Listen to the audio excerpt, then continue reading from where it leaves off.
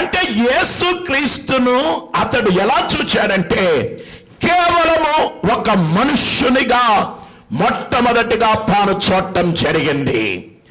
ఆ తర్వాత అతడు యేసును ఇంకా కొద్దిగా ముందుకు వెళ్ళినప్పుడు 17వ వచనములో, యోహాను సువార్త 9వ అధ్యాయము 17వ వచనములో రెండవదిగా యేసును ఎలా గుర్తించాడో చూడండి. అక్కడ వాడేలాగు చూపు పొందినని దానిని గూర్చి పరిసయ్యులు కూడా వానిని మరలా అడుగగా, వాడు నా కన్నుల మీద ఆయన బురద ఉంచగా నేను కడుగుకొని చూపు పొందితనని వారితో చెప్పాను. 17వ వచనం. కాబట్టి వారు మరలా ఆ గ్రుడ్డివానితో, అతడు నీ కన్నులు తెరచినందుకు నీవు అతని గూర్చి యేసనుకొనుచున్నావని అడగగా వాడేమంటున్నాడు? ఆయన ఒక ప్రవక్త అనెను. ఆమేన్. 11వ వచనంలో ఒక మనుష్యుడు అన్నాడు. 17వ వచనానికి రాగానే యేసు ఎవరో కాదు, ఆయన ఒక ప్రవక్త అని యేసును అతడు గుర్తించడం జరిగింది. హల్లెలూయా. ఇంకా ఎక్కువ ఆలస్యం కాకుండా ఇంకా కొంత ముందుకు వెళ్ళిన తర్వాత 33వ వచనములో, 9వ అధ్యాయము యోహాను సువార్త 33వ వచనములో అతడు ఈ రీతిగా అంటున్నాడు. ఏమని? ఈయన దేవుని యొద్ద నుండి వచ్చినవాడు కాని ఎడల ఏమీ చేయనేరడని వారితో చెప్పాను. హల్లెలూయా. ఎక్కువ ఆలస్యం లేకుండా ఇప్పుడు ఏమంటున్నాడు? మొదట ఒక మనుష్యుడు అన్నాడు, రెండవదిగా ఒక ప్రవక్త అన్నాడు, మూడవదిగా ఇతడు ఎవరు కాదు, దేవుని యొద్ద నుండి వచ్చిన వాడు. చపలు పడి దేవుని గనపరుద్దాం. హల్లెలూయా. లోతుకు వల వేస్తే నీకు దొరుకుతాయి. ఇప్పుడు దేవుని యొద్ద నుండి వచ్చిన వాడని ఒప్పుకున్నాడు. చివరిగా అతగాడు అంతటితో సరిపెట్టుకోలా. ఒక మనుష్యుడుగా గుర్తించిన వాడు, ఒక ప్రవక్తగా ఎంచిన వాడు, దేవుని యొద్ద నుండి దిగివచ్చాడని చెప్పిన వాడు అంతటితో సరిపెట్టగా 4వ విషయంలోకి వెళ్తే అక్కడ చివరిగా అతడు యేసు ప్రభును ప్రభువుగా ఒప్పుకొని నమస్కరించి ఆరాధిస్తున్నాడు. 35 నుంచి 38 వరకు ఉన్న వచనాలు. యోహాను సువార్త 9వ అధ్యాయం 35 నుంచి 38 వరకు. పరిసయ్యులు వానిని వెలివేసిరని యేసు విని వానిని కనుగొని, నీవు దేవుని కుమారుని యందు విశ్వాసం ఉంచుచున్నావా అని అడిగాను.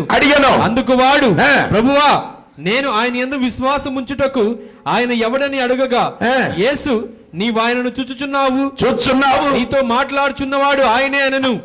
అంతట వాడు, గమనించాలి, అంతట వాడు, ప్రభువా నేను విశ్వసించుచున్నానని చెప్పి ఆయనకు మ్రొక్కెను. ఆమేన్. చప్పట్లు కొట్టండి. హల్లెలూయా.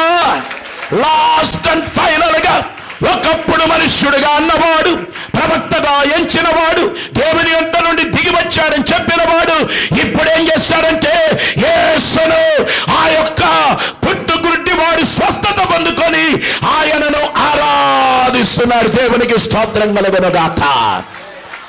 ఈరోజు స్వస్థత పొందుకొని వెళ్ళిపోబాకండి. ఆయా సభలకు వెళ్ళి స్వస్థతల కొరకు మాత్రం వెళ్ళి స్వస్థత కూటాలకు మాత్రం వెళ్ళొద్దు. నీ బాహ్య నేత్రాల కన్నా అంతరంగ నేత్రాలు ముఖ్యం. వీడి అంతరంగ నేత్రాలు తెరవబడ్డాయి, మరో నేత్రములు వెలిగించబడ్డాయి. క్రీస్తును ఈ క్రిస్మస్ సీజన్లోనైనా ఆరాధించటానికి మిత్రమా ముందుకు రమ్మని ప్రభు నీకు పిలుపునిస్తూ ఉన్నాడు. హల్లెలూయా. హల్లెలూయా. అందుని జీవితంలో వచ్చిన జ్ఞానము, అతని విశ్వాస ప్రకటనలో వచ్చిన ఎదుగుదల ఎంతో అద్భుతమన్నమాట. యేసును ప్రభు అని ఒప్పుకొనటం మాత్రమే కాదు, ఆయనను ఆరాధించాడు. 7వ విషయానికి వెళ్దాం. 7వదిగా తన పరిచర్య యొక్క చివరి వారములో యేసు యెరూషలేములోనికి ప్రవేశించినప్పుడు ఆరాధించబడ్డాడు. తన పరిచర్య యొక్క చివరి వారం, లాస్ట్ అండ్ ఫైనల్ వీక్ అది. ఆయన యెరూషలేములోనికి ప్రవేశించగానే అక్కడ ఆయన స్తుతింపబడ్డాడు, ఆరాధించబడ్డాడు. మత్తయి సువార్త 21వ అధ్యాయం 9 మరియు 16 వచనాలు. మత్తయి సువార్త 21వ అధ్యాయం 9 మరియు 16 వచనాల్లో ఆనాడు జనసమూహములు అనేక మంది, అలాగే యేసు ప్రభు దేవాలయములోనికి ప్రవేశించినప్పుడు అనేక మంది చిన్నపిల్లలు కూడా ఆ దేవాలయంలో ఏం చేశారంటే మన ప్రభువైన యేసుక్రీస్తును వాళ్ళు స్తుతించడం మొదలుపెట్టారు, ఆరాధించడం మొదలుపెట్టారు, ఘనపరచడం మొదలుపెట్టారు, ప్రస్తుతించడం మొదలుపెట్టారు. ఎందుకంటే బాలుల యొక్కయు చంటి పిల్లల నోట్లో ఆయన స్తుతులను పెట్టాడన్నమాట. దేవునికి స్తోత్రం. అందుకే ఈరోజు క్రైస్తవ సంఘాలలో సండే స్కూల్స్ జరుగుతున్నాయి. దాంట్లో జరిగేది ఏమిటంటే చిన్ననాటే ఈ మహాదేవుని ఆరాధించటానికి ఆ పిల్లలకు నేర్పటం జరుగుతుందన్నమాట.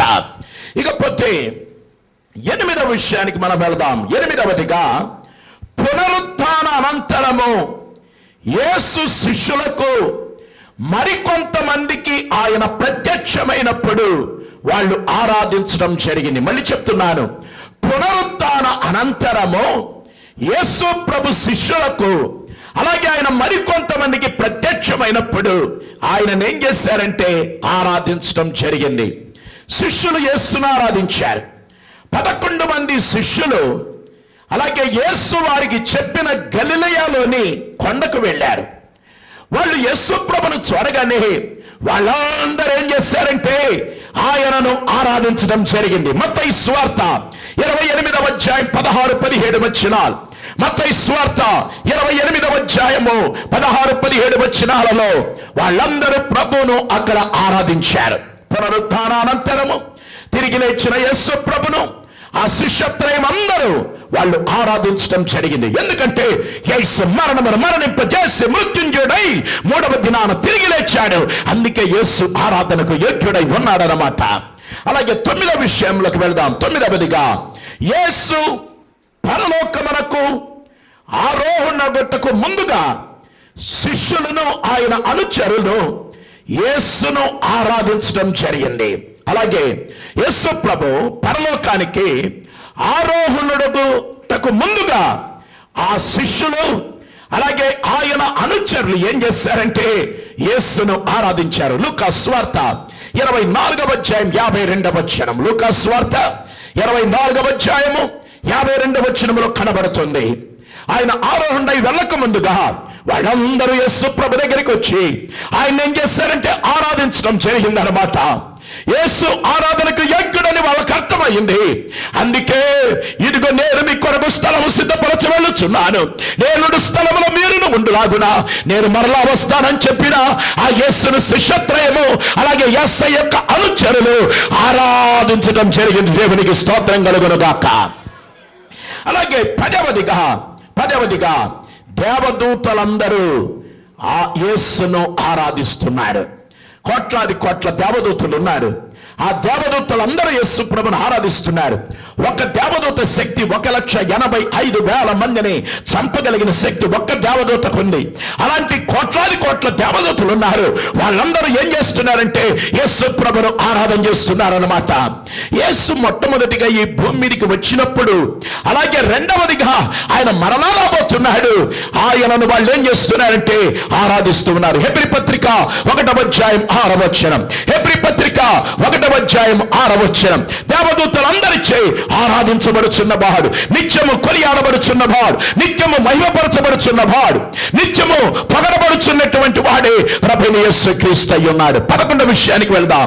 11వదిగా యేసుక్రీస్తు యొక్క ప్రధాన అపోస్తలులలో ఒకరైన పేతురు తన పత్రిక యొక్క చివరిలో ముగింపులో యేసు ప్రభును మహిమపరుస్తూ ముగిస్తున్నాడు. మళ్ళీ చెప్తున్నాడు, యేసుక్రీస్తు యొక్క ప్రధాన అనుచరులు శిష్యుల్లో ఒకరైన పేతురు తన పత్రికను ముగించే సమయంలో యేసు ప్రభును మహిమపరుస్తూ తన పత్రికను తాను ముగిస్తున్నాడన్నమాట. 2వ పేతురు పత్రిక 3వ అధ్యాయం 18వ వచనం. పేతురు రాసిన 2వ పత్రిక 3వ అధ్యాయం 18లో ఈ రీతిగా ఉంది కదా, ఆయనకు ఇప్పుడును యుగాంత దినము వరకును మహిమ కలుగునుగాక. ఆమేన్, హల్లెలూయా. పేతురు తన పత్రికను అద్భుతమైన రీతిగా యేసు ప్రభువును ఘనపరుస్తూ మహిమపరుస్తూ ప్రస్తుతిస్తూ ఆయన ముగించడం జరిగిందన్నమాట. అలాగే 12వ విషయంలోకి వెళదాం. 12వదిగా మనం వెళ్తే ప్రతి వాని మోకాలును యేసు నామమున ఒకరోజు వంగబోతూ ఉంది. ప్రతి వాని నాలుక అలాగే ఆయన స్తుతించబోతుంది. మోకాలు ఆయన ఎదుట సాష్టాంగ నమస్కారం చేయబోతుంది. అందుకే ప్రతి వాని నాలుకయు యేసుక్రీస్తు ప్రభు అని ఒప్పుకొనునని ఫిలిప్పీ పత్రిక 2వ అధ్యాయం 9 నుంచి 11 వరకు, ఫిలిప్పీలకు రాసిన పత్రిక 2వ అధ్యాయం 9 నుంచి 11 వరకు అపోస్తలుడైన పౌలు భక్తుడు ప్రత్యేకంగా ఎత్తి వ్రాస్తూ ఉన్నాడు. ఈ జీవితంలో ఒప్పుకొనని వారు ఇప్పుడు యేసు ప్రభు మా రక్షకుడని, మా దేవుడని ఆయన్ను ఆరాధించకుండా ఎవరైతే ఉంటారో, ఆయన ప్రవక్తని కొట్టిపారేసి, ఆయన కేవలం దైవ కుమారుడిని కొట్టిపారేసి, ఆయన మామూలు మనిషిని కొట్టిపారేసి, ఆయన క్రైస్తవుల దేవుడిని కొట్టిపారేసి, ఈ రోజు నువ్వు తప్పించుకొని ఇష్టానుసారంగా మాట్లాడుతున్నావే, ఒకరోజు నీ మోకాలు నా కేసు ఎదుట వంగబోతుంది. నువ్వు సాష్టాంగ నమస్కారం చేసి తీరాల్సిందే. ఆ రోజు నువ్వు నేను చూసుకుందాం. దేవునికి స్తోత్రం. ఆ రోజు వచ్చినప్పుడు నీ ముఖం నేను చూస్తానే ఉంటాను అక్కడ. ఎందుకంటే యేసు ప్రభుని తిరస్కరిస్తున్నారు, యేసు ప్రభుని కాలదన్నుతున్నారు, మాకు వద్దంటున్నారు, మా దేవుడు కాదంటున్నారు. వారందరూ మోకరించే ఒక దినం రాబోతుంది, అందులో మీరు కూడా ఉండబోతున్నారు. అందుకే మేము ముందుగానే నమ్ముకొని ఆయన ఆరాధిస్తున్నా. మా కులాలేవైనా, మా మతాలేవైనా, మా తెగలేవైనా, మా రంగులేదైనా, మా వర్ణం ఏదైనా యేసు ఆరాధనకు యోగ్యుడు కాబట్టి ఆయన్ను ఆరాధించడానికి నడుం బిగించడం జరిగింది. దేవునికి స్తోత్రం. 13వదిగా భవిష్యత్ సంబంధమైన ప్రత్యక్షతలను పొందుకున్న యోహాను కూడా యేసు ప్రభును ఆరాధించాలని చెప్తున్నాడు. ప్రకటన గ్రంథం 1వ అధ్యాయం 6వ వచనములు అంటున్నాడు, మనలను ప్రేమించుచు తన రక్తం వల్ల మన పాపము నుండి మనల్ని విడిపించిన వానికి మహిమయు ప్రభావమును యుగ యుగములు కలుగునుగాక. ఆమేన్. యోహాను వివిధ ప్రత్యక్షతలు పద్మోస్ అనే దీపములో కూర్చొని పొందుకున్నటువంటి వాడు యేసు ఆరాధనకు యోగ్యుడని తెలుస్తూ యుగ యుగములు ఆయనకు మహిమను తెలియజేస్తున్నాడు, ప్రభావమును తెలియజేస్తున్నాడు. 14వదిగా పాప పరిహార యాగమైన మన ప్రభువు పరలోకమందును ఆరాధన స్వీకరించునని ప్రకటన గ్రంథములో కనబడుతుంది. ప్రకటన గ్రంథము 5వ అధ్యాయము 9 నుంచి 14 వరకు ఉన్న వచనాలు. అక్కడ చూడండి, గొర్రె పిల్ల ఎదుట సాగిల పడబోతున్నారంట. అందరూ ఏం చేయబోతున్నారంటే, వధింపబడిన గొర్రె పిల్ల శక్తియు, దానమును, జ్ఞానమును, ఐశ్వర్యమును, మహిమయు, ఘనతయు, స్తోత్రమును పొందనర్హుడని గొప్ప స్వరముతో చెప్పుట నేను వింటినని చెప్పి యోహాను అక్కడ చెప్పడం జరుగుతుందన్నమాట. కాబట్టి యేసు ఆరాధన స్వీకరించినది ఆయన దైవత్వం మనకు రుజువుగా మనకు కనబడుతుంది. ఈ లోకములోను పరలోకములో కూడా ఆయన ఆరాధించబడ్డాడు. యేసును ఆరాధింపబడి భవిష్యత్తులో కూడా నిత్యత్వం అంతయు ఆరాధించుటకు యథార్థమైన దేవుడు యేసు మాత్రమై ఉన్నాడు. ఈ క్రిస్మస్ సీజన్ లో ఎల్లుండి క్రిస్మస్ జరిపించుకోబోయే ప్రియ సోదరి సోదరుడా, అలాగే ఇప్పటి వరకు క్రిస్మస్ యొక్క అర్థము తెలియకుండా ఉన్న వారులారా, యేసు ఆరాధనకు యోగ్యుడు కాబట్టి ఈ క్రిస్మస్ సీజన్ లో అయినారా యేసును ఆరాధించడానికి ఒక చక్కని నిర్ణయం తీసుకోండి, ఒక మంచి నిర్ణయం తీసుకోండి. యేసు ఒక్కడే ఆరాధనకు యోగ్యుడైన క్రీస్తు.